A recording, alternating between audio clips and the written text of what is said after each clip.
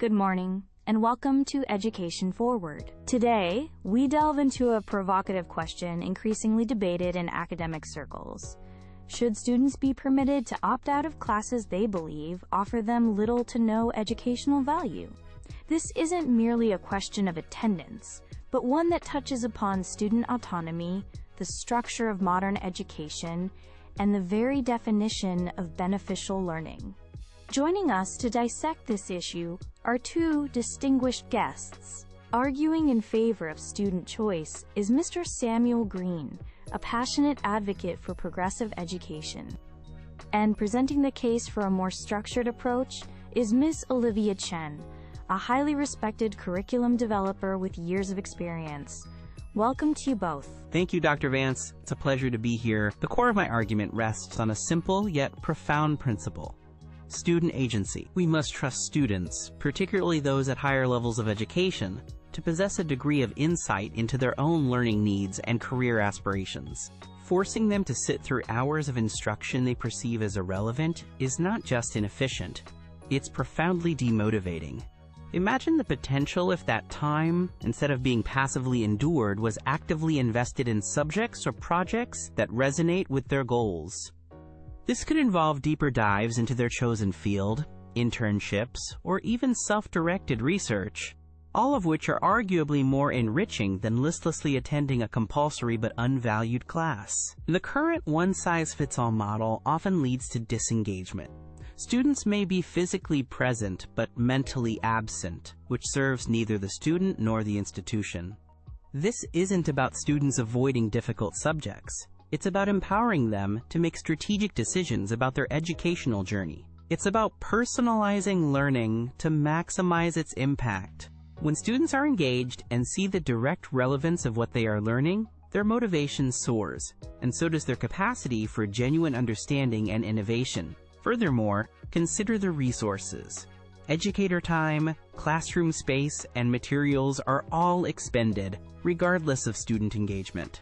Allowing students to opt out under certain conditions could lead to a more efficient allocation of these valuable resources. We envision a system where students, perhaps with guidance from academic advisors, can tailor a portion of their curriculum to better align with their individual learning pathways, thereby fostering a more dynamic and productive educational environment. Dr. Vance, Mr. Green, thank you for having me. While I appreciate Mr. Green's emphasis on student engagement, I must advocate for the critical role of a structured and comprehensive curriculum.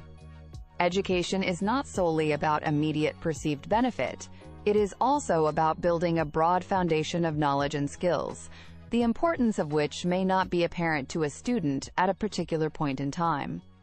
Educators and curriculum developers dedicate considerable expertise to designing programs that ensure students acquire a well-rounded understanding, encompassing areas that are foundational for future learning and diverse career paths.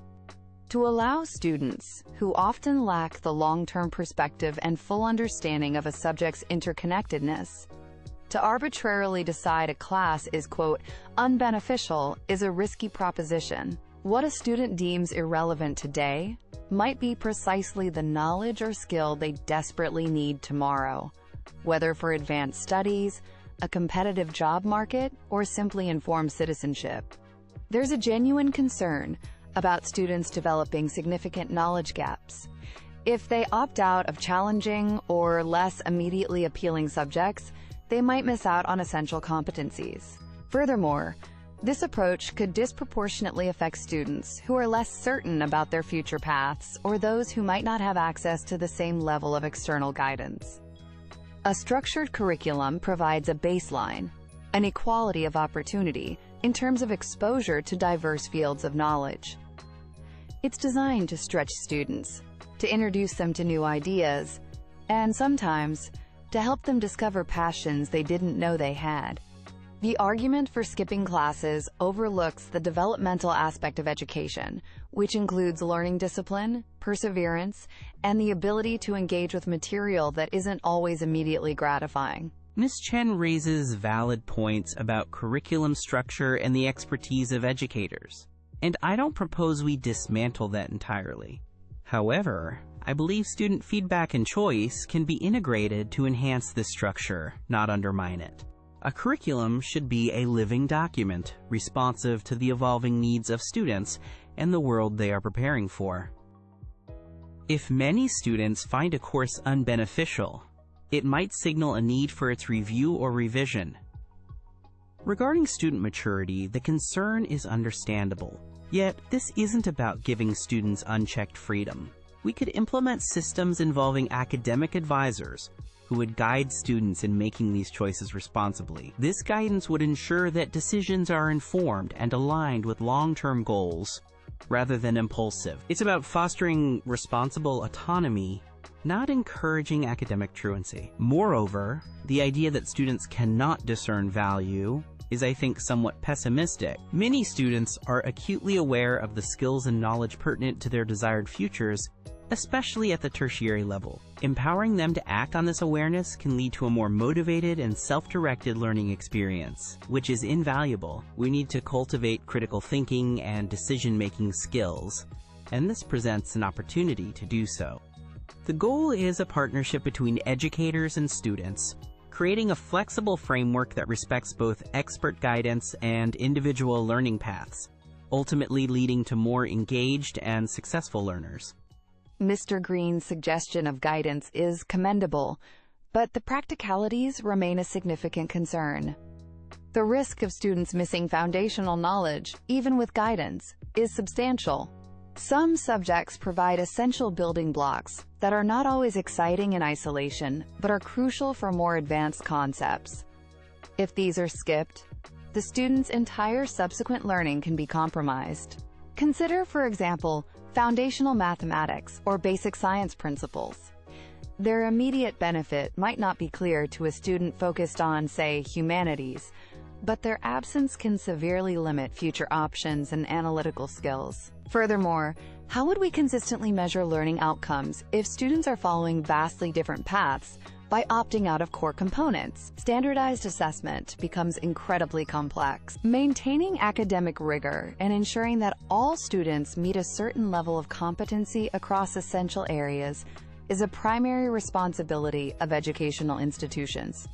A system that allows widespread opting out could dilute this rigor and lead to inconsistencies in the quality and breadth of education received by different students, even within the same institution.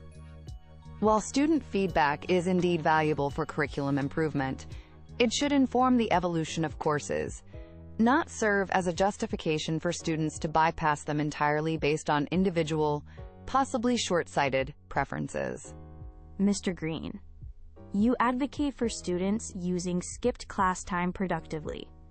However, a common concern is how we can genuinely ensure this. How would you propose a system that verifies students are engaging in meaningful alternative learning activities rather than simply using the time for leisure or non-educational pursuits? That's a critical question, Dr. Vance. The system would require clear proposals from students outlining their alternative learning plans, which would need approval from an academic advisor.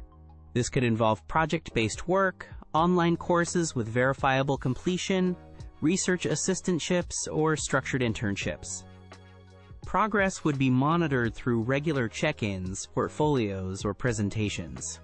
The emphasis would be on accountability and demonstrating tangible learning outcomes, transforming skipped time into an actively managed component of their education. Ms. Chen, you've stressed the importance of a curriculum designed by experts.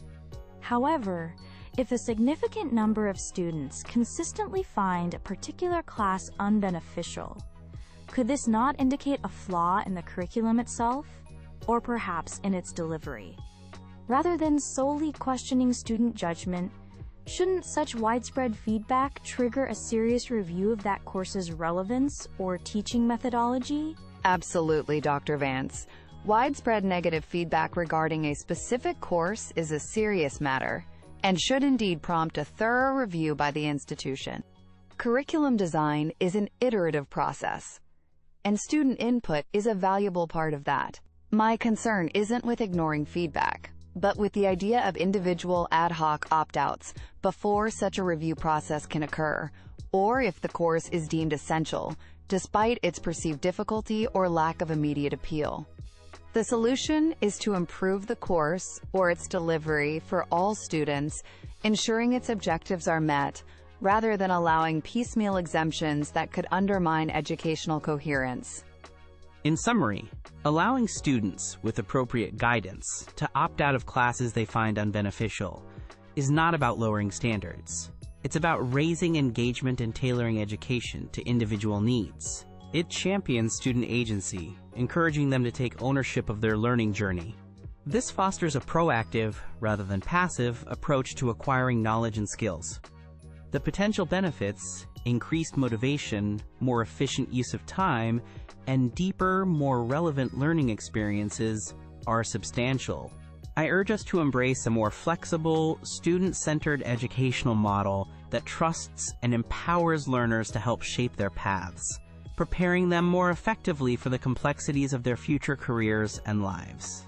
To conclude, while student voice is important, the proposal to allow widespread skipping of classes deemed unbeneficial by individuals carries significant risks that we cannot afford to ignore.